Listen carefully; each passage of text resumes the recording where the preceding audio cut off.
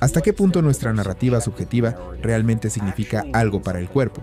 ¿Y hasta qué punto el cuerpo realmente significa algo para la narrativa subjetiva? La narrativa antigua, hace unos 10 años, era que si te sientes deprimido, solo tenías que sonreír. Eso ya no es cierto. Si eso funcionara, habría mucha menos depresión de la que vemos. Sí, claro. El cerebro y el cuerpo están constantemente en diálogo.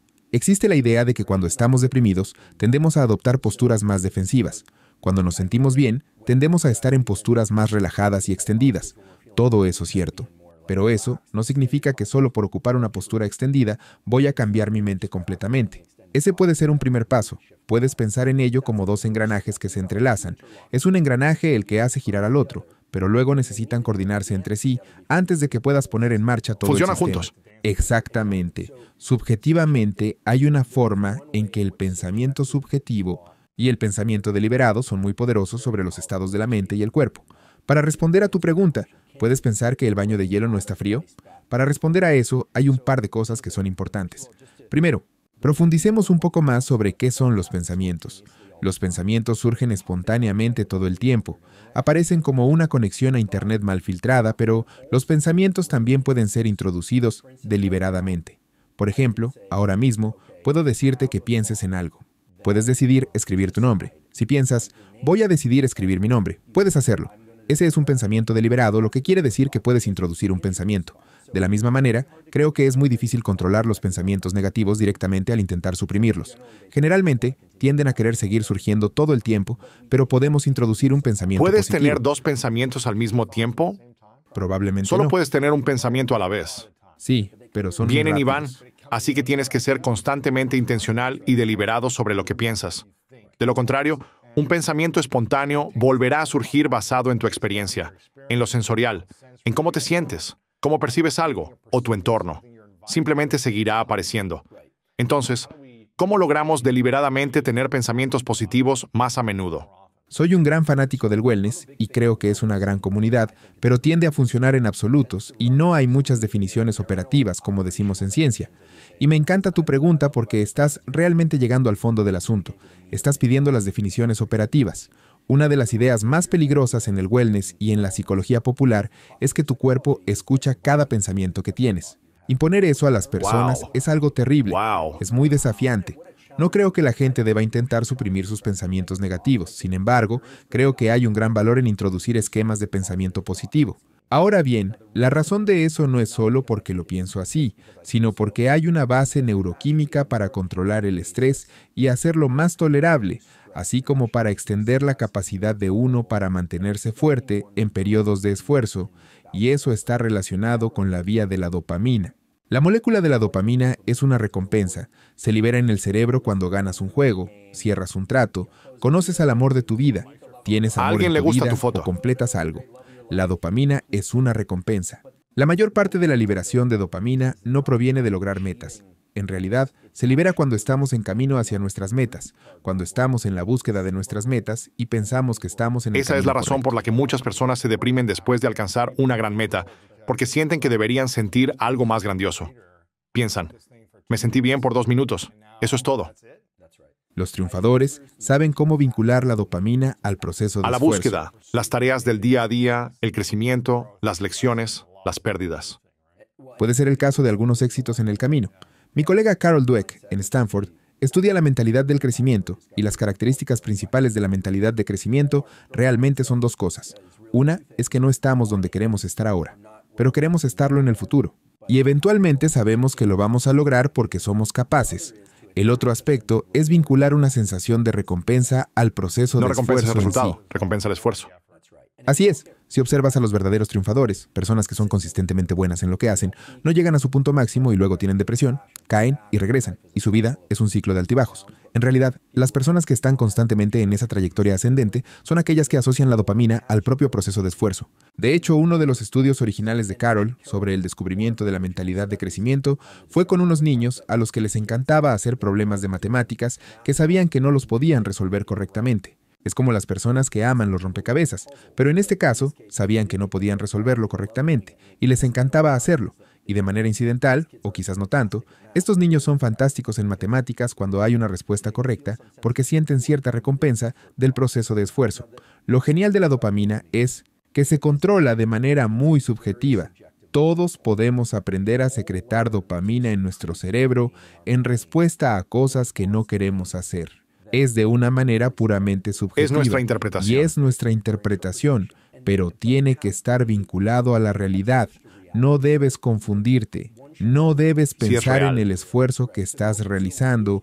Supongamos que alguien ahora mismo está en una mala situación financiera y está montando un nuevo negocio, por ejemplo, y es difícil. Pero si pueden tomarse unos momentos o minutos cada día para reflexionar sobre el hecho de que el proceso de esfuerzo les está permitiendo salir de su situación, que les está dando una oportunidad de estar en el camino correcto o, si no se están moviendo a lo largo de ese camino, al menos están orientados en el camino correcto, no están acostados en la cama todo el día. Si pueden premiar ese proceso internamente, suceden dos cosas. En primer lugar, los circuitos cerebrales asociados con la creación de recompensas subjetivas y dopamina se fortalecen de modo que te vuelves mejor en ese proceso. Y en segundo lugar, y más importante, la dopamina tiene una capacidad increíble para amortiguar la adrenalina y amortiguar la epinefrina. Lo que quiero decir con eso es que hubo un estudio que fue publicado en la revista Cell, una excelente revista, hace un par de años, mostrando que con repetidos esfuerzos usamos y liberamos más y más epinefrina. Es como la adrenalina, pero en el cerebro. Eso se libera. Eso sucede cada vez que pongas esfuerzo, cada vez que escribas ese correo electrónico, si lo mantenemos en el contexto de los negocios. O, si eres una persona artesana, cada vez que estés trabajando en el taller y esforzándote, estás sacando un poco de dinero de la cuenta de epinefrina, estás gastando epinefrina en algún momento. Esos niveles de epinefrina se elevan tanto que sientes ganas de rendirte. Se siente agotador. Esto se demostró en un estudio muy interesante donde controlaban los entornos visuales e hicieron que los sujetos realizaran esfuerzo y podían controlar el entorno visual, así que a veces el esfuerzo de dar pasos se sentía como avanzar hacia adelante y como un movimiento de nado, entonces eso les daba la sensación de que realmente estaban progresando, y otras veces era un ejercicio en futilidad donde mantenían el mundo visual inmóvil, gastaban esfuerzo y no pensaban que estaban yendo a ningún lado.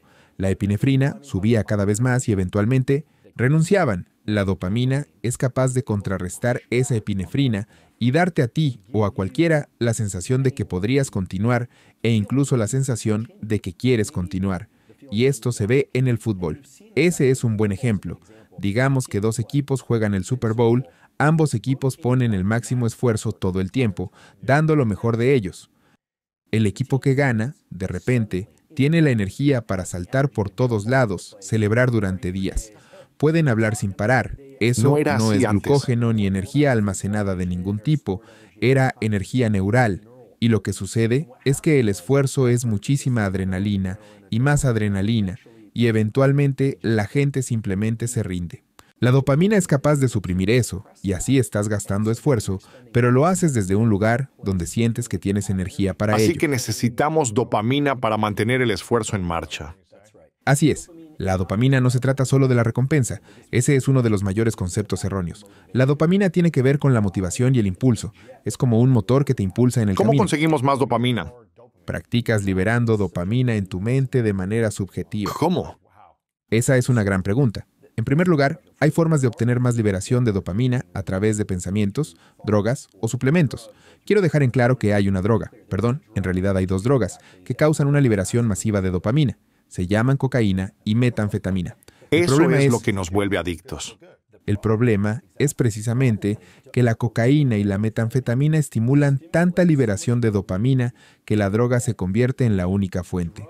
Se convierte en la meta y el camino, y el destino. Si observas las vidas de las personas cuando consumen mucha cocaína y metanfetamina, ves que ese nivel base en su vida disminuye de manera muy drástica. Porque no hay razón para esforzarse en otra cosa si te sientes bien, y esa es la mejor sensación que tendrás. ¿Por qué hacer otra cosa cuando puedes hacer eso? Así es, y recuerda que los sistemas neuroquímicos, la adrenalina, el cortisol, la dopamina, la epinefrina, no fueron diseñados para protegernos de tigres, ni para cazar y recolectar, o para construir empresas en la actualidad. fueron diseñados para hacer cualquier cosa. Fueron diseñados para ser genéricos, de manera que dependiendo de nuestras circunstancias, pudiéramos adaptarnos. En un contexto salvaje, un animal que está cazando o necesita alimento para sus crías no está seguro. Va a sentir agitación, eso es estrés, eso es cortisol, es hambre. Siente que sus crías podrían no comer, el animal podría no comer o tal vez está buscando una pareja, entonces va a sentir agitación y comenzará a buscar, deambular y explorar. Busca comida y en algún momento podría captar el olor de algo. Una posible pareja, o bayas, o un arroyo si tiene sed. En ese momento se libera dopamina y tiene energía para continuar por ese camino. Mientras que hay una vía específica en el cerebro que está involucrada en la depresión y la decepción que, si se llega a ese lugar y resulta ser el camino equivocado, hay una señal que en realidad suprime la dopamina para que no repitas ese error nuevamente. No te rindes, simplemente no lo repites. Así es, y esos Te eventos... recuerda que ese no es el camino a seguir. Así es. Estamos acercándonos hacia la neuroplasticidad, que es la capacidad del cerebro para cambiarse a sí mismo en respuesta a la experiencia. La dopamina es uno de los desencadenantes más fuertes de la neuroplasticidad, porque indica que esas acciones condujeron al éxito anteriormente. Entonces vas a repetirlas. Y si algunas acciones llevaron al fracaso anteriormente, no las vas a repetir, así La que... dopamina nos impulsa a mantenernos en el camino correcto. Exacto. Preguntaste cómo se hace eso, para hacerlo realmente Es malo si concreto. lo haces demasiado. ¿Se puede producir mucha dopamina sin estar bajo el efecto de drogas? La cocaína y la anfetamina son malas porque bajan el nivel base de la vida. Hacen que las personas se concentren mucho en cosas fuera de sí mismas. Eso es lo otro que hace la dopamina. Puede ser positivo o negativo. Pero cuando tenemos dopamina en nuestro sistema, tendemos a mirar hacia afuera y a buscar cosas en nuestro entorno. Puedes observar a alguien que consume cocaína y darte cuenta de que eso es la versión extrema de eso. Me encantan las redes sociales porque ves las moléculas en los memes.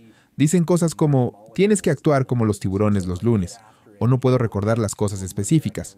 Otras veces muestran cosas para relajarse. Esa es una molécula diferente.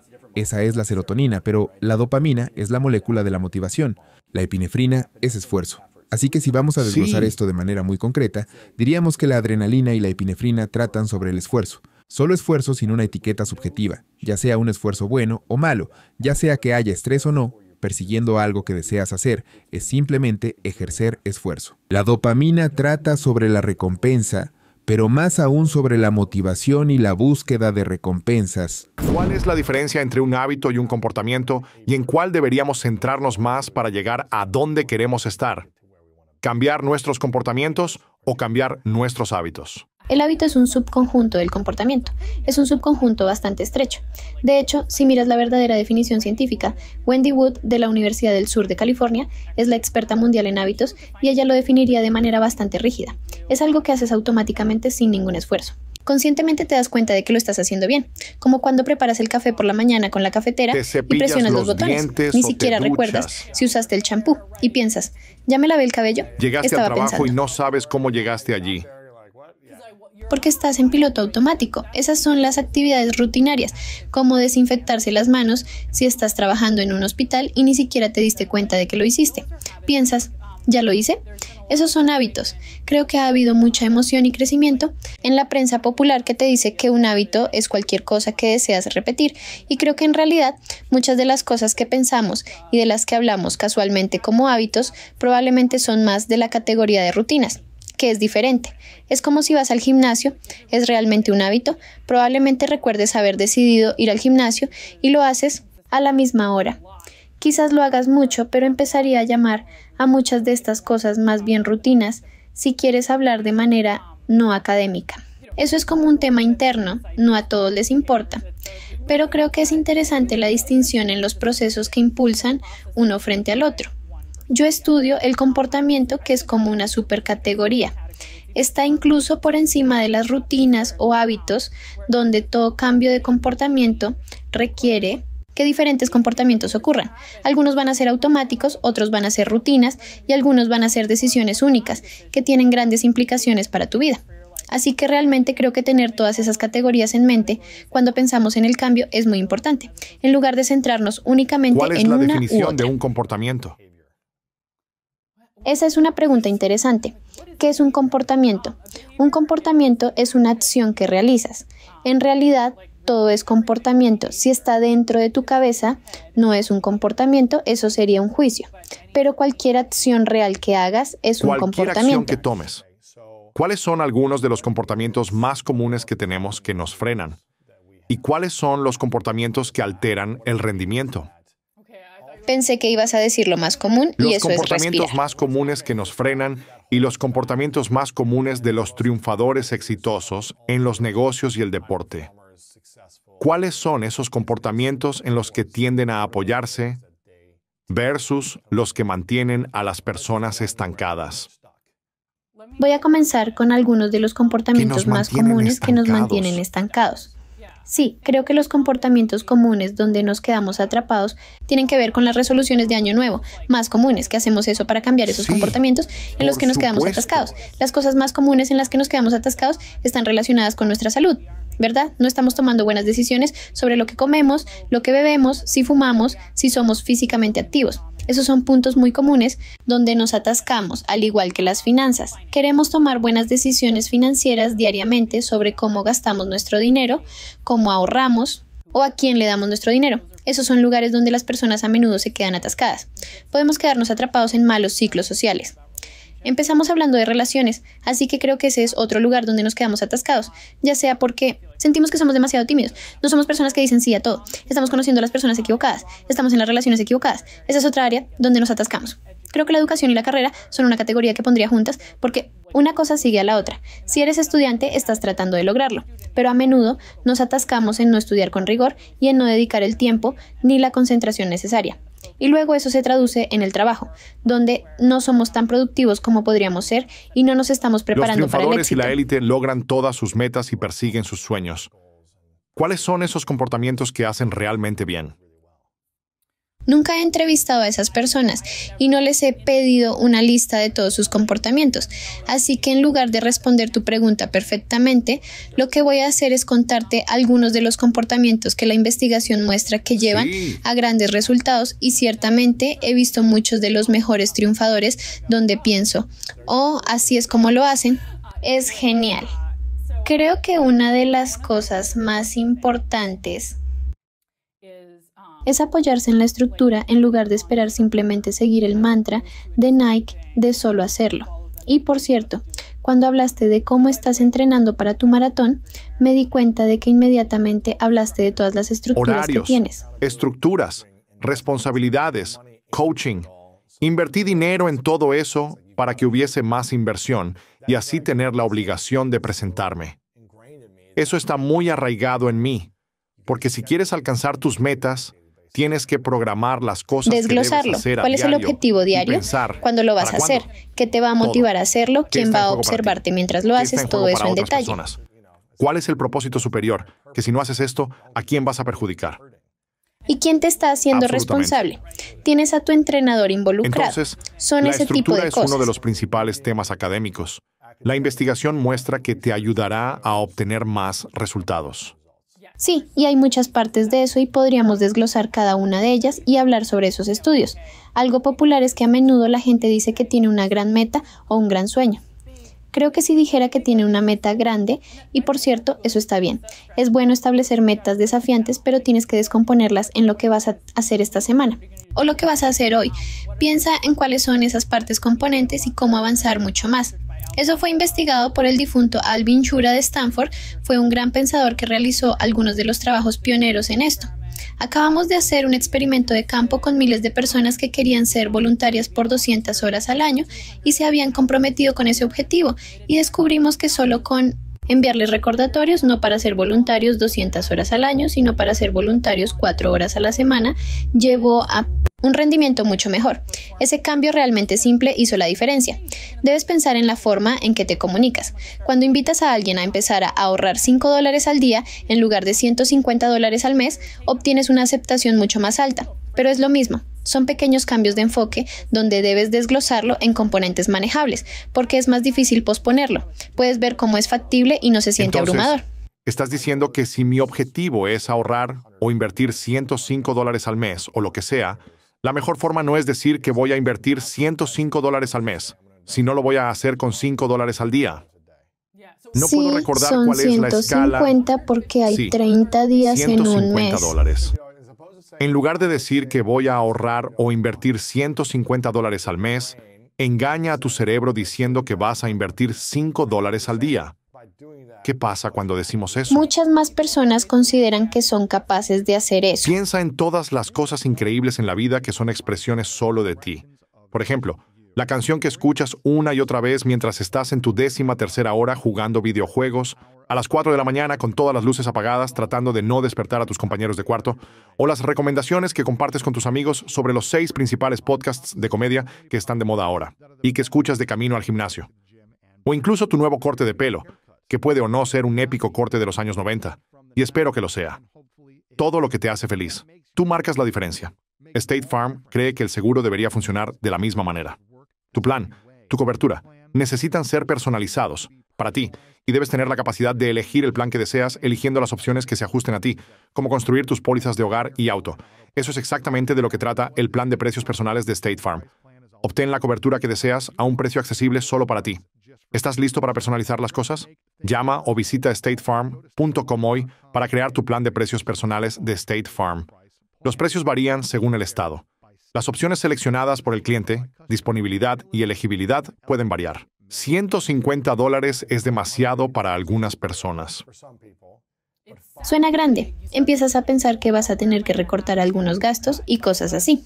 Eso es grande porque no vas a poder salir a cenar las 3 veces que pensaste que ibas a salir, no vas a poder pagar tu renta. Entonces, te enfocas en esa gran categoría, en los $150. Y esto fue un experimento que se realizó dirigido por Hal Hirschfeld en la UCLA con una aplicación de ahorro, Acorns. Simplemente invitaron a personas.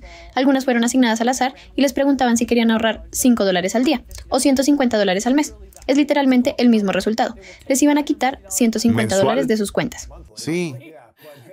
Sí, mensual, pero lo han planteado de manera diferente y logras una aceptación mucho mayor. Las personas estaban interesadas 5 veces más. Parece algo Cualquier persona puede alcanzable. encontrar $5 en su sofá o en su coche, o es el cambio de las compras. No es algo que se puede hacer todos los días, pero $150 pueden ser un gran esfuerzo. Pero es lo mismo.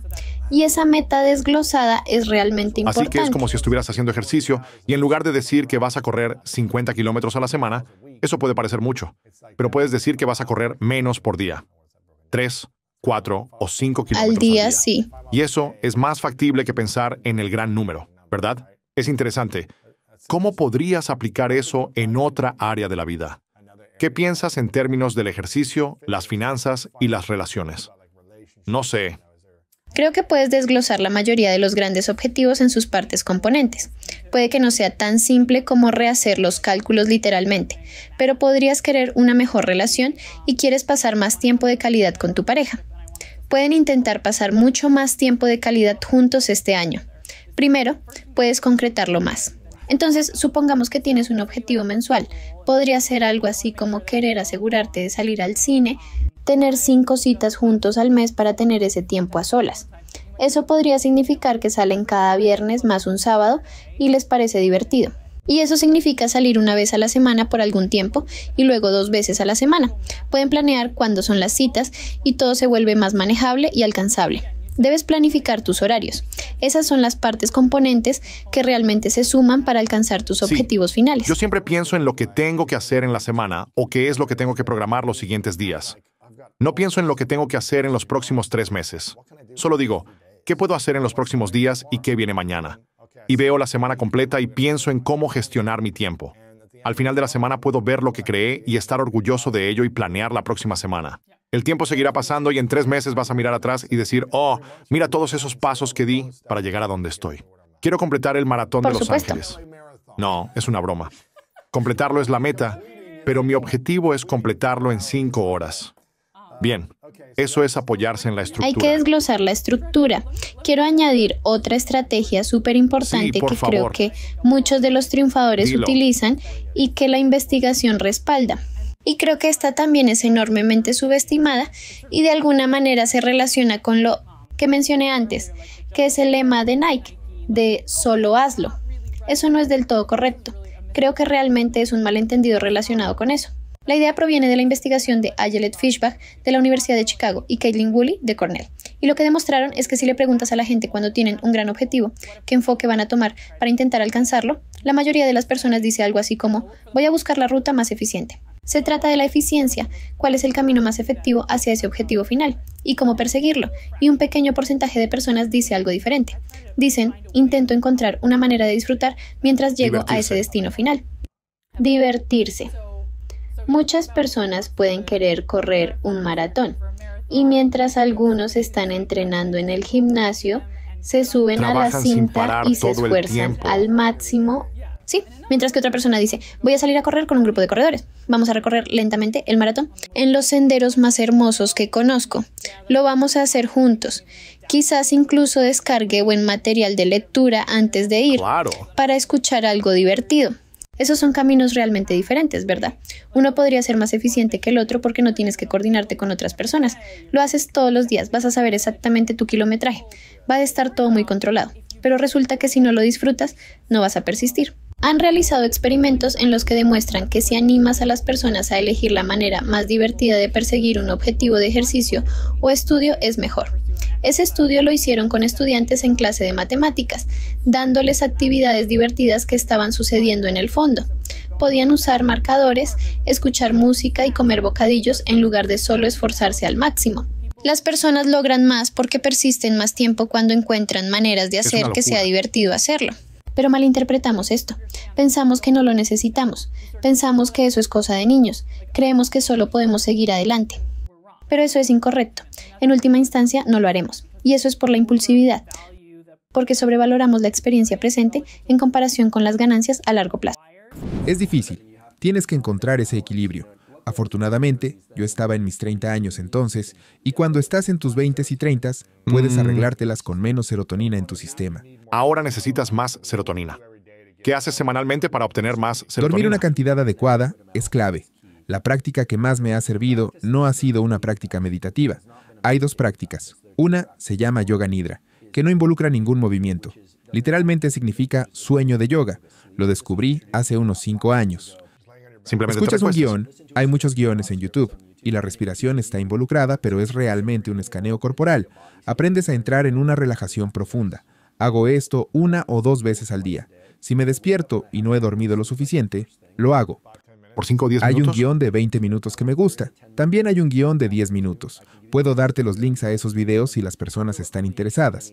No tengo ninguna afiliación con esos negocios de yoga nidra, solo me encanta la práctica porque siento que recupero el sueño que no obtuve. Luego, me siento realmente alerta. Por la tarde, si me siento cansado, hago yoga nidra.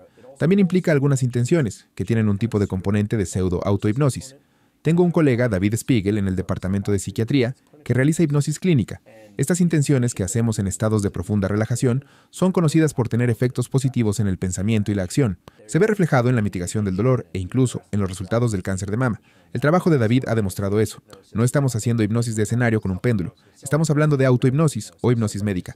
Como dijiste, es pensamiento deliberado en lugar de reacción. Exacto. Y estás enseñando a tu cuerpo y cerebro a entrar en una relajación profunda de manera deliberada. Lo estás haciendo, y eso es poderoso. Puedes acostarte, relajar tu cuerpo, relajar tu cara, respirar más despacio. Te estás diciendo a ti mismo que lo hagas. Estás usando el cuerpo para controlar la mente, y estás apagando tus pensamientos deliberadamente. La mayoría de las personas no pueden hacer eso, y para mí, el yoga nidra ha sido un potenciador absoluto, un acelerador, o como quieras llamarlo, en mi carrera, vida y bienestar. También te ayuda a mejorar al conciliar el sueño, porque una de las razones por las que las personas tienen problemas para dormir es que no pueden apagar sus pensamientos. Así que estás entrenando a tu sistema nervioso cómo hacer esto. Debería mencionar algo, porque suena un poco loco. Pero hay varios estudios de imágenes, estudios de tomografía por emisión de positrones y otros que estudian específicamente al yoga nidra. No fue un trabajo realizado por mi laboratorio, aunque lo estamos explorando en mi laboratorio como herramienta para la mitigación del estrés y la mitigación de la ansiedad. Los estudios muestran que 30 minutos de yoga nidra restablecen los niveles de dopamina en un área del cerebro llamada los ganglios basales, que prepara al cerebro y al cuerpo para la acción. Así que estos estados de profunda relajación, incluso si estamos completamente despiertos, permiten que el sistema nervioso se reinicie para que pueda volver a la acción. Así que para los emprendedores, si quieren tener una carrera larga, si quieren rendir al máximo en toda su carrera, deben tener herramientas que les permitan restablecer ese nivel de dopamina, porque eso tiene un efecto enorme en amortiguar la adrenalina, como dijimos antes. Pero además de eso, la serotonina es lo que restablece la vía de la dopamina. Así que ahora hay una especie de lógica en eso. Necesitas alternar descanso y esfuerzo. Necesitas recompensar el esfuerzo. Necesitas entender... Con descanso. Entonces, está el yoga nidra, y yo diría que el mejor momento para hacerlo es a primera hora de la mañana, antes de dormir por la noche, o en cualquier otro momento del día. Creo que todos deberían tener algún proceso de relajación profunda que sea deliberado, que no involucre ingerir nada. Ni comida ni Para vino. algunas personas, beber un poco está bien. Estoy enfocado en herramientas de comportamiento. Los suplementos y los medicamentos tienen su lugar. Y bueno, hay personas con depresión clínica que necesitan un aumento de dopamina o un aumento de serotonina. Y aunque medicamentos como el Prozac tienen mala fama, esos medicamentos también han salvado millones de vidas, siempre y cuando se usen en dosis y contexto adecuado, y algunas personas no deberían tomarlos. Entonces, estás diciendo que deberías tomarlas cuando las necesites, cuando no puedas crear físicamente esos hábitos y rutinas por ti mismo. Pero una vez que las tomas, siempre las vas a necesitar hasta que aprendas a cambiar tus acciones a nivel comportamental, ¿verdad? Así es como en el caso de una persona obesa. Si realmente no puede moverse, tal vez necesitan hacer algún tipo de procedimiento quirúrgico o necesitan hacer algo, y una vez que comienzan a ejercitarse es diferente. Creo que deberíamos enfocarnos en los comportamientos primero, ajustar los comportamientos. Todo lo que hemos hablado hoy es gratis. Todo lo que hemos hablado es autodirigido. Esos son comportamientos importantes. Creo que la dieta y la nutrición son muy importantes. Creo que la suplementación definitivamente también es importante. Creo que hemos superado la idea ridícula de los años 80 y 90, donde decían que no puedes obtener lo que necesitas de lo que comes. Parece que nadie puede ponerse de acuerdo sobre lo que se supone que debemos comer. Cada científico que conozco, que se toma en serio su mente y su cuerpo, toma suplementos. Sí. No tengo una empresa de suplementos, quiero dejar esto muy claro, pero todos tienen su régimen de suplementos, y creo que ahora estamos viendo un cambio de tendencia en el que los suplementos ya no se consideran algo que solo utilizan los culturistas y personas que venden aceites exóticos. Hay muchos productos engañosos, pero también hay algunos suplementos que son poderosos para las cosas de las que estamos hablando, para el sueño y otros temas. Podemos hablar de ellos si te interesa. Pero los comportamientos, la nutrición y los suplementos son importantes. Y hay un lugar para los medicamentos con receta. Hay personas que están clínicamente deprimidas y son suicidas que necesitan ayuda y tienen que hablar con un médico con certificación y obtener la opinión de si deberían o no tomar esos medicamentos. No significa que deban tomarlos para siempre, pero sabes que tendemos a recurrir a los medicamentos rápidamente, y por eso pienso que muchos de esos medicamentos no cambiarán tus comportamientos. Todavía necesitas cambiar tú. La forma más fácil de empezar es tomar el medicamento. Pero lo que deberías hacer es tomar suplementos. Si haces esas tres cosas primero, te vas a sentir mejor. Sí, puedes tomar luz solar en la mañana o hacer las cosas que dijimos. Debes respirar, relajarte, todas esas cosas. Tengo un amigo doctor, y lo dice de manera hermosa. Él dice que vivir mejor a través de la química todavía requiere esfuerzo para vivir mejor. No hay pastilla, sustancia o psicodélico que te vaya a reconfigurar completamente. No tengo claro cómo sería eso. Y hay una quinta categoría que está empezando a surgir ahora, que es la interfaz cerebro-máquina. Cosas como dispositivos que las personas se colocan para ajustar sus ondas cerebrales y mejorar la plasticidad. Existen dispositivos excelentes para leer y medir el sistema nervioso, monitorear el sueño y las ondas cerebrales, por ejemplo. Apenas estamos empezando a desarrollar una buena interfaz cerebro-máquina disponible comercialmente, pero creo que eventualmente eso sucederá. La otra cosa, porque preguntaste sobre herramientas diarias, es que tengo una práctica diaria de hacer yoga nidra. Para mí, esa es mi forma de meditación y una especie de reinicio de serotonina. La otra es la gratitud. Sé que la gratitud se discute mucho hoy en día, pero siempre quiero señalar que la gratitud no es complacencia. La gente piensa que es ser egocéntrico, pero no lo es. Y se ha demostrado que aumenta los niveles de serotonina en el cerebro. Es una ciencia. Hice una entrevista con la doctora Lori Santos. Ella es la profesora de Yale de la ciencia de la felicidad. Oh, sí. La invité y le pregunté cuáles son las principales razones científicas de la felicidad en la actualidad que se han comprobado. Y ella dijo que la gratitud es una de las 3 o 4 principales. Eso quiere decir que esto ya no es algo esotérico. Ella dijo que estaba científicamente comprobado que la gratitud te hace más feliz. Creo que la gratitud es maravillosa. Restablece el sistema para que puedas estar en búsqueda. Creo que la gratitud suena a complacencia y la gente piensa que no quieren ser complacientes. Entonces, no quieren estar contentos. Disculpa, eso no es lo que quise decir. La gente teme no estar en búsqueda de algo mejor. Piensan que eso significa ser feliz con lo que tienen. Sí, pero la serotonina restablece la dopamina, lo que te pone de nuevo en la lucha y te permite luchar más y más lejos. Y supongo que estoy haciendo esto mucho en la actualidad, pero he tenido el gran privilegio de trabajar con estas comunidades. Si observas a las personas de alto rendimiento en estas comunidades de operaciones especiales, de muy alto riesgo y alto impacto, tienen prácticas de gratitud e incorporan esas prácticas. Y la gente piensa que hay como una fórmula secreta o algo así, y son individuos muy únicos y muy especiales, pero ellos tienen esas prácticas. Tienen las mismas herramientas que cualquiera puede usar. Todos las tenemos. Puedes hacer yoga nidra o practicar gratitud durante el día. ¿Qué más haces? Lo primero que hago cuando me despierto por la mañana es expresar gratitud. No importa lo que me venga a la cabeza. Me reoriento a estar agradecido por despertar. Ya sabes, he tenido varias experiencias cercanas a la muerte. He perdido a muchos seres queridos como todo el mundo. Tengo 45 años, así que he visto nacer muchos bebés y he visto morir a muchas personas. Así es como es. Pero simplemente expreso gratitud por despertarme. Y eso me pone en movimiento hacia adelante. Y luego puedo hacer cosas como tender mi cama, sentirme bien porque no estoy haciendo cosas que no debería. Y tiendo a valorar mucho las relaciones. Mi perro tiene 10 años. Lo crié desde que era un cachorro. Es un bulldog y probablemente está llegando al final. Intento enfocarme en el puro placer de tener un bulldog. Son personajes únicos y él lo es en particular.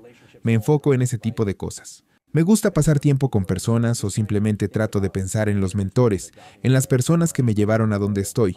Hago eso todo el tiempo y, como probablemente imaginas, hablo rápido, trabajo mucho, soy bastante intenso, pero al final del día no me siento agotado ni exhausto. Eso no significa que esté agradecido por cada oportunidad o por todo lo que se presenta. Tengo que ser consciente de ello, pero creo que una práctica deliberada de disfrutar o apreciar lo que tenemos es muy poderosa. Y no solo pasar por las acciones. Si no lo disfrutamos y solo esperamos el resultado final, vamos a ser infelices. Absolutamente. Y hay algo llamado error de predicción de recompensa de dopamina, donde la gente trabaja constantemente o esperan que algo sea genial.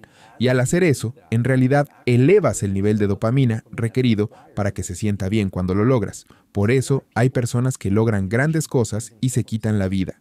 Es una locura. El fracaso en respetar las vías neuroquímicas y las vías neuronales básicamente desecha todo lo que se nos ha dado, en mi opinión. Y no quiero dar la impresión de que la gente tiene que seguir estos protocolos solo porque estoy hablando de ellos. Todos recibimos estas herramientas. A veces la gente me pregunta si hay alguna app o producto para hacerlo bien. Yo solo digo que la madre naturaleza tiene la patente para esto, independientemente de la creencia de las personas. Esto fue incorporado en nosotros por alguna razón. Y podemos usar estas diferentes vías neuroquímicas para organizar nuestra vida de una manera que realmente nos sirva a nosotros y a las personas a nuestro alrededor de la mejor manera. Y la práctica de la gratitud puede durar un segundo. O puede durar 10 minutos si quieres. La gente hace meditación de amor y bondad. Yo nunca he hecho eso. Siempre me ha costado estar en meditación durante un largo periodo de tiempo. No soy bueno en visualización mental, así que tiendo a inclinarme más hacia comportamientos. Eres neurocientífico, pero no eres bueno en visualización mental. Bueno, lo intento, pero creo que todos diferimos en nuestra capacidad para mantener una imagen mental, y la mía es algo fugaz, así que tiendo a escribir las cosas. Pero sí, practico la gratitud, trato de tomar sol y ver la naturaleza, tengo mucha suerte de que me guste ejercitarme. El entrenamiento se me inculcó desde joven. A algunas personas eso les resulta más difícil. Y tienen que construir esos hábitos a través de recompensas subjetivas. Quiero separar comportamientos y emociones. Generalmente, la gente dice que está teniendo un mal día, porque claro, ciertas cosas pueden haber salido mal o algo que intentaron hacer no funcionó. Toda la información y experiencias se procesan primero en el cerebro no consciente y luego dan lugar a algo que llamamos un sentimiento. Así que las emociones se procesan de manera no consciente. La reacción eléctrica y química se conocen como sentimiento. Así que cuando no me estoy sintiendo de la manera en que quiero sentirme, no me concentro en el sentimiento, me enfoco en la causa, la carga neuroeléctrica que ha ocurrido en mi cerebro. Y en la mayoría de los casos es algo que estás haciendo para interpretar un evento que está causando la señal neuroeléctrica, causando el sentimiento. Entonces, ¿por qué meditamos? Bueno, obviamente es excelente por una serie de razones de salud. Te ayuda con el estrés, con la presión arterial, ayuda a tener menos liberación de cortisol, etc. Pero lo que hace la meditación, más que cualquier otra cosa, es que te da la capacidad de tener una pausa de conciencia para que percibas lo que está sucediendo a nivel no consciente y lo que está sucediendo fuera de ti. Entonces, cuando alguien se comporta de cierta manera, se procesa a nivel no consciente, dando lugar a tu mente consciente para que respondas. Y cuando algo sucede, me gusta poder revisar cómo me siento para no reaccionar y tener la capacidad de responder. Y si haces eso lo suficiente a través de la atención plena, siendo consciente de exactamente lo que está sucediendo, entonces tendrás cada vez menos de esos momentos malos. Algo pasó la semana pasada. Estaba en una habitación de hotel y derramé un poco de agua en una camisa que necesitaba para una boda a la que íbamos. Y mi esposa estaba perdiendo la calma y yo estaba tranquilo. Y ella me dice, ¿no te preocupa esto? Yo dije, ¿preocuparme ayudará? No, es mejor intentar averiguar qué hacer. El accidente ya ocurrió. ¿Por qué estamos programados para reaccionar en situaciones en lugar de estar calmados y pensar que esas reacciones no van a servir para buscar una solución? Tenemos un malentendido sobre el flujo de información y la manera en que ésta se procesa. La reacción ocurre, nuevamente, a nivel reptiliano, no consciente. Cada estímulo externo es interesante. Puedes adentrarte en el cerebro, lo cual es mi pasión. Uno de mis amigos es el doctor. Evian Gordon, quien tiene un gran modelo, dice que lo número uno para entender sobre el cerebro es que la seguridad y la comodidad son primero. En el entorno en el que te encuentras, ya sea que te guste o no, es irrelevante. Tu cerebro encuentra eso cómodo porque es la homeostasis, pero la seguridad es lo primero. Así que cualquier ruido fuerte, cualquier tipo de dolor real o imaginado, presente o futuro, basado en la interpretación al nivel no consciente, da lugar a sentimientos automáticos. La señal se envía desde el cerebro reptiliano o del lagarto al cerebro emocional y solo se entiende después, lógicamente, si nos tomamos el tiempo para ser conscientes de ello. Por eso la gente reacciona tanto en el tráfico al instante. Tienen reacciones instantáneas. Pero hay algo que podrías hacer rápidamente. Se llama cambiar de marco. Supongamos que estás conduciendo en el tráfico y que alguien se te adelanta y has estado sentado en el mismo lugar durante, 20 minutos como me pasó esta mañana. Y tal vez estás mirando hacia abajo en tu celular porque tienes algo de tiempo ya que estás detenido en la carretera y alguien se te mete. Así que podrías reaccionar automáticamente insultando a la otra persona.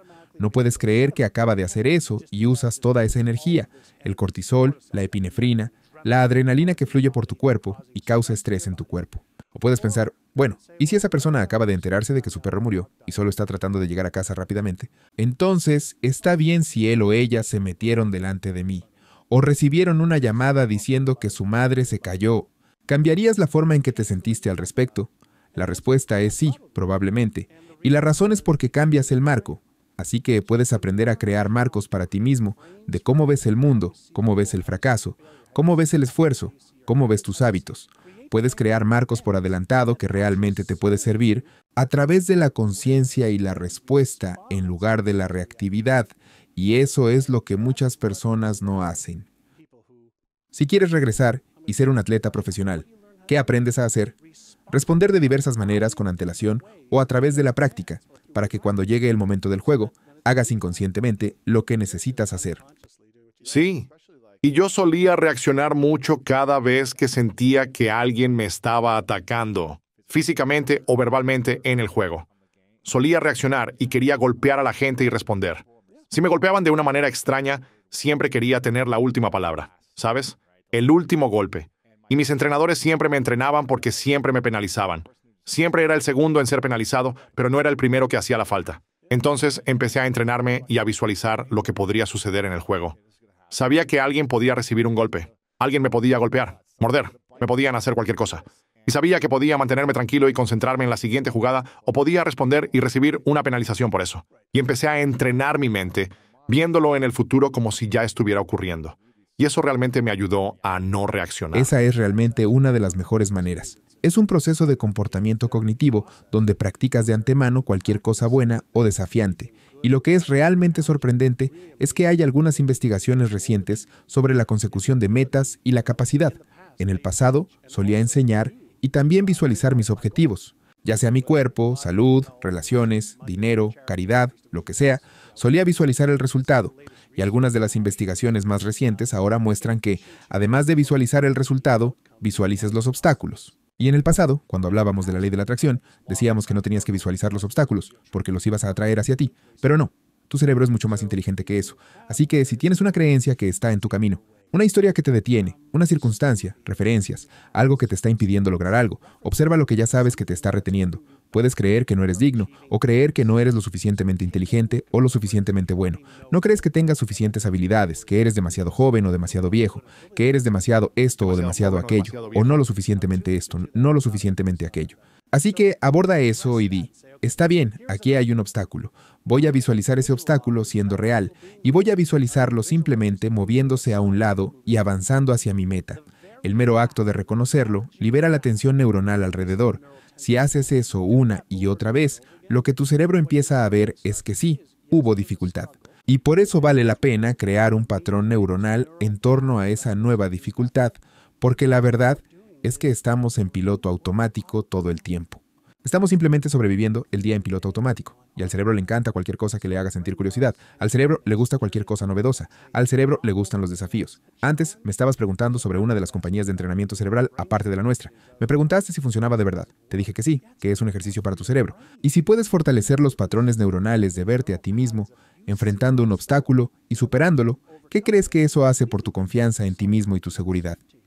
Lo fortalece. Entonces, si realmente haces el trabajo y desarrollas esos patrones en tu cerebro mientras haces las cosas que necesitas hacer en el mundo físico, simplemente fortaleces esos patrones neuronales y eso es lo que se convierte en tus hábitos. Y ahí es donde se vuelve realmente divertido porque puedes desarrollar los hábitos y las habilidades que necesitas y que realmente pondrás en práctica en lugar de tener el conocimiento y las habilidades solo en tu cabeza. Siento que llevas trabajando en esas cosas durante décadas con toda la investigación y el trabajo que has hecho. Entonces, ¿cómo es tu rutina matutina ahora? ¿Cómo se ve? Hoy fue un poco diferente, excepto por una cosa, porque conduje desde San Diego hasta Los Ángeles para estar aquí. Pero me despierto, voy al baño y hago mi meditación de 20 a 30 minutos cada mañana. No me importa dónde esté en el mundo, al menos una vez al día. Hago una variedad de meditaciones diferentes. Hay meditaciones que puedo hacer donde solo observo mis pensamientos. Mucha gente cree que no se supone que debas tener pensamientos cuando meditas. Pero, ¿quién dice eso? Hay cientos de maneras diferentes de practicar la conciencia. La meditación es el arte de la conciencia. Conciencia interna. Y la conciencia externa, pero también las millones de capas que existen en el mundo físico y no físico. Esta mañana hice una meditación con algunos sonidos del océano y eran alrededor de las 5 en punto. Me desperté esta mañana, me senté en mi pequeño sofá con mi esposa, con mis pies enrollados, e hice una meditación de unos 20 minutos en la oscuridad, con el océano, solo escuchando el océano, prestando atención, entrando en un estado de trance, donde después de 2 o 3 minutos desaparecí, como si mi cuerpo desapareciera. Era parte del aire y el espacio. Hoy estaba usando el sonido para entrar en ese estado de trance. Otros días hago un mantra. Mucha gente conoce la meditación trascendental, el mantra OM. Simplemente tomas una respiración profunda y luego al exhalar dices OM. Y la pregunta es, ¿por qué harías eso? Y la respuesta es, cada vez que puedes darle un ritmo a tu cerebro, se sincronizará con ese ritmo. Esa es una razón. Cada vez que puedes prestar atención a tu respiración, inhalar y exhalar, desactivas el sistema nervioso parasimpático. Perdón, quise decir que activas el sistema nervioso parasimpático, que es tu estado de descanso y relajación y tu estado de flujo tranquilo, en contraposición al sistema nervioso simpático, que es el sistema de respuesta al estrés de adrenalina. Cuando tienes la serotonina, oxitocina y dopamina activándose y estás en ese estado de calma, puedes entrar en niveles más profundos de conciencia y atención plena. Puedes observar un pensamiento, puedes escuchar los latidos de tu corazón. Eres capaz de percibir diferentes cosas que están surgiendo en tu cuerpo a través de los pensamientos que tienes. En realidad, puedes comenzar a ver cuando tienes un pensamiento. Puedes ver la sensación en tu cuerpo y comienzas a estar muy consciente. Te sientes en sintonía con lo que está sucediendo. ¿Qué estímulos están ocurriendo dentro de ti que producen estas sensaciones que te hacen tomar acción o no, retroceder o avanzar? Puedes comenzar a tener una idea de cómo funcionan las mecánicas de tu cuerpo.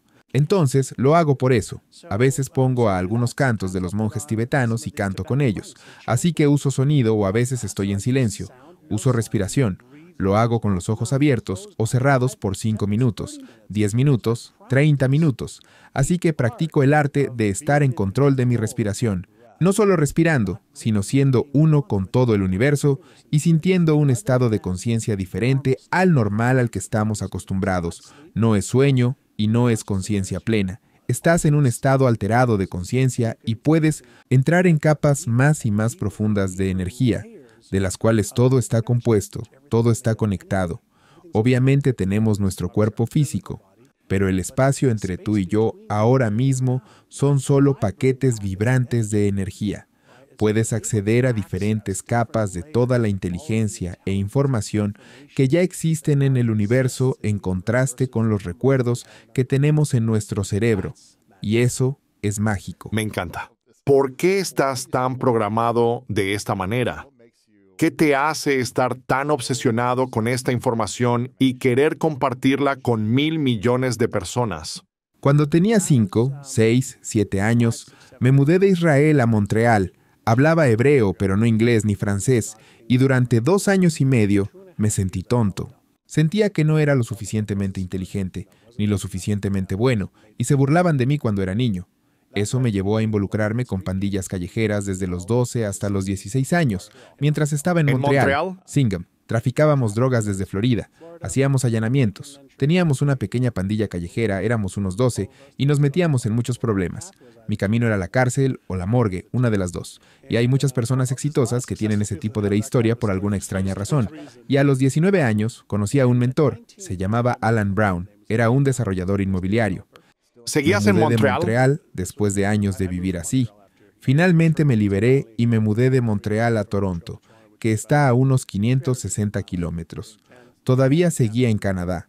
En mayo de 1980 tomé mi curso de bienes raíces. El 20 de junio de 1980 obtuve mi licencia como agente inmobiliario y la razón por la que lo hice fue porque conocí a un hombre un fin de semana anterior. Mi hermano me lo presentó. Él trabajaba en desarrollo personal y él seguía a Zig Ziglar, Dennis Waitley y Brian Tracy hace 35 años y me introdujo a este mundo de la mente, presentándome al mundo de cambiar mis creencias, cambiar mis hábitos, cambiar mis percepciones. Me hacía preguntarme, ¿quién eres tú? Realmente me ayudó a ver la grandeza espiritual dentro de todos, la inteligencia que está en todos. Me hizo comenzar a entrar en contacto con eso y fue muy filosófico.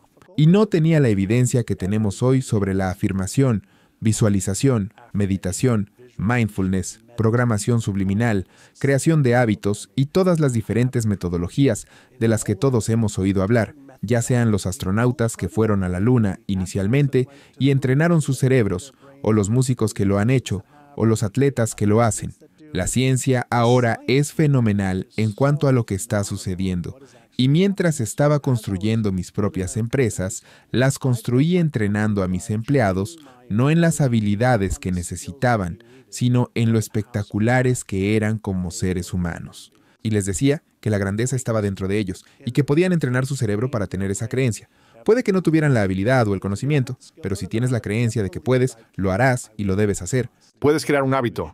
Puedes comenzar a actuar. Sí, piénsalo. Si hiciéramos cualquier pregunta sobre salud, riqueza, relaciones, carrera, negocios, espiritualidad, queremos encontrar la respuesta a algo. Podríamos buscarlo en Google y en minutos tener todo lo que queremos saber al respecto. Tutoriales, videos, audios, paso a paso, plan, color, coordinar, lo que quieras. Así que nuestro problema no es el cómo hacerlo. Todas las instrucciones existen. Tutoriales para construir un negocio existen. Tutoriales para ser un gran amante. Todo eso existe. Tutoriales para ponerse en forma. Quería centrarme en cómo ayudar a más personas a tomar más de las acciones que saben que deberían y quieren. Y todo comenzó en 1995. Fue en 1992. Después de que me metí en bienes raíces y viajé por el mundo, terminé comprando los derechos de franquicia de RE/MAX para el estado de Indiana. y tenía 26 años. Compré los derechos de franquicia para Indiana, me mudé a Indiana y recuerdo que me entrevistaron para una revista de negocios de Indianápolis y el hombre me dijo, ¿cuáles son tus metas aquí en Indiana? Tenía 26 años, llevaba un traje marrón con rayas y usaba gafas aunque no las necesitaba, solo quería verme mayor, y dije que haríamos $1,000 millones en ventas en Indiana. Y el caballero me dijo, ¿estás seguro de eso? Yo le respondí que ese era mi objetivo. Él dijo, bueno, las dos empresas más grandes han estado aquí durante 100 años y no ganan tanto. No ganaban ni $1,000 millones combinados. Y con mi versión joven y arrogante dije, seremos los primeros. Sí, hablabas en serio.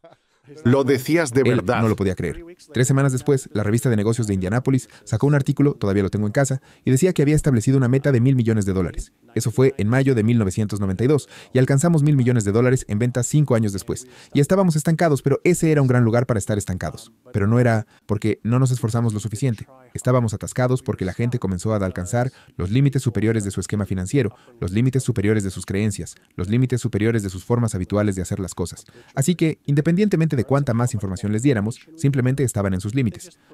Estaban en su límite de creencias. Así es. Bueno, y nuevamente, cuando hablamos de creencias, hay 2 tipos de creencias. Está la creencia que te hace sentir la confianza de hacer algo, pero sí hay una creencia opuesta en la parte implícita del cerebro que dice, no eres lo suficientemente inteligente, no eres lo suficientemente bueno, no eres lo suficientemente valioso, tienes miedo de fracasar, miedo de esto, miedo de aquello, entonces no lo harás, porque el subconsciente controla todo el juego.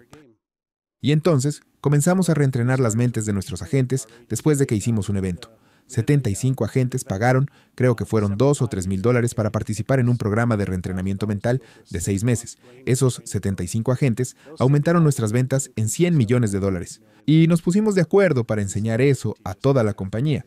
Así que pasamos de 1,200 millones a 4,500 millones en ventas al año en 3 años.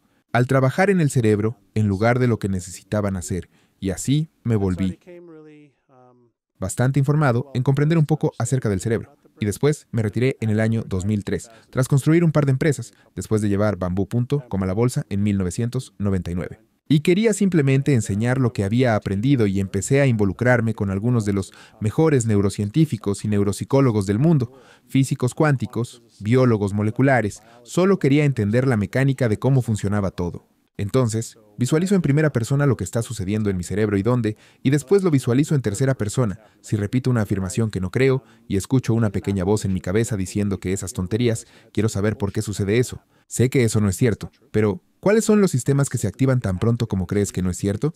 ¿Podemos aprender a anularlos? La respuesta es sí, es un órgano, y ahora estamos obteniendo el manual de usuario, mejor que nunca antes. ¿Cuál crees que es el futuro, hacia dónde vamos? Y si alguien realmente quiere vivir una vida más feliz y plena, ¿qué puede hacer en la próxima década si solo hay distracciones? No creo que vaya a ser más fácil para nadie con la accesibilidad a las adicciones o acceso a la gratificación inmediata. Sí, piensa en nuestros antepasados prehistóricos. ¿Puedes imaginar salir a cazar un mamut lanudo? Qué divertido debió haber sido estar con ellos en lo salvaje. Divertido, aterrador y emocionante. Con tus amigos, en la tribu. Todos dependían unos de otros. Todos tenían un papel. Era cuestión de vida o muerte. Podrías volver muerto a casa. Podrías llevar carne a casa. Apuesto a que no experimentamos nada en toda nuestra vida que fuera tan divertido como eso, o algo similar. Sabes, como todos, empecé mi vida siendo pobre, como un estudiante de medicina sin dinero. Y ahora estoy más cómodo financieramente, pero siento que hay cosas que extraño de ser pobre. ¿Te ha pasado lo mismo? ¿No es interesante? Yo estuve durmiendo en el sofá de mi hermana por 1 año y medio, sin dinero, comiendo macarrones con queso y las sobras de ella. No tenía un auto. Así que caminaba a todos lados y básicamente vivía con unos pocos cientos de dólares al mes. Y hay algo sobre ese momento que me hace pensar que era emocionante no saber lo que podría crear desde ese espacio de nada. Estás planificando. Las pequeñas victorias son enormes. Si alguien aceptaba reunirse conmigo, era muy emocionante. Era increíble. Sí. Así que, a medida que nuestra sociedad avanza cada vez más lejos de la escasez, perdemos esas oportunidades de tener esos logros increíblemente grandes que van a cambiar nuestra vida.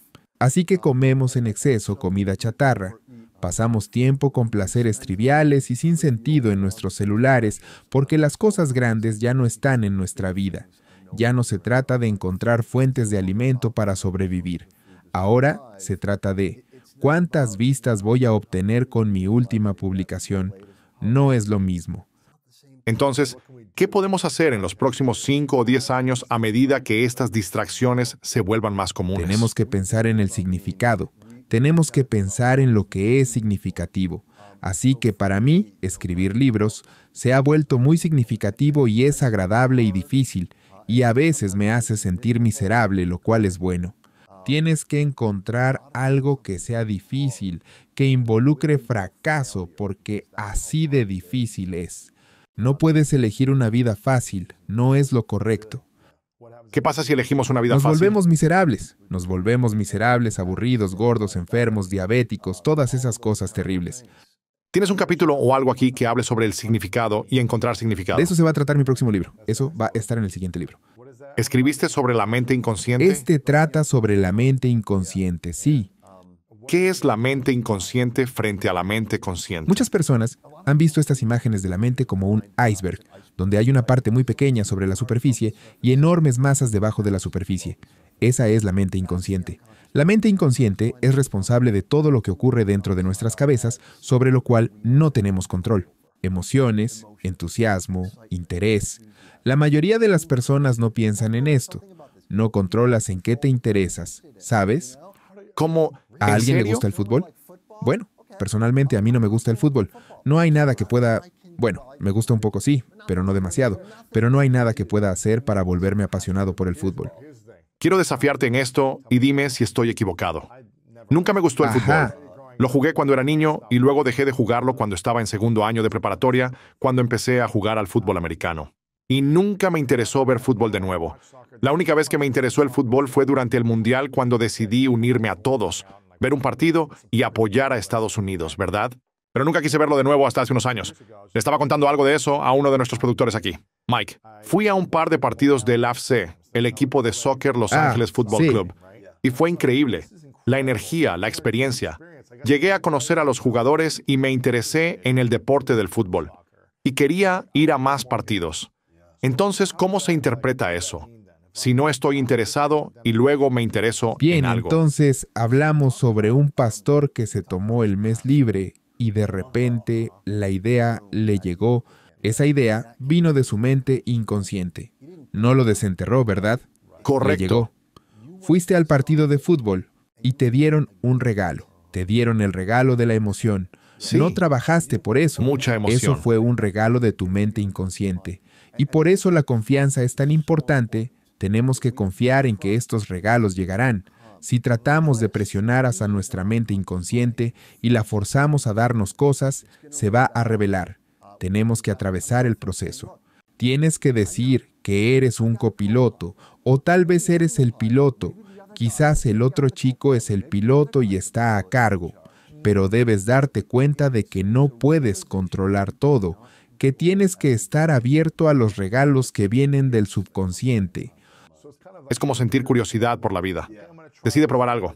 Decide ver algo y ver cómo me hace sentir. ¿Puedo contar la historia que quería Adelante. contar?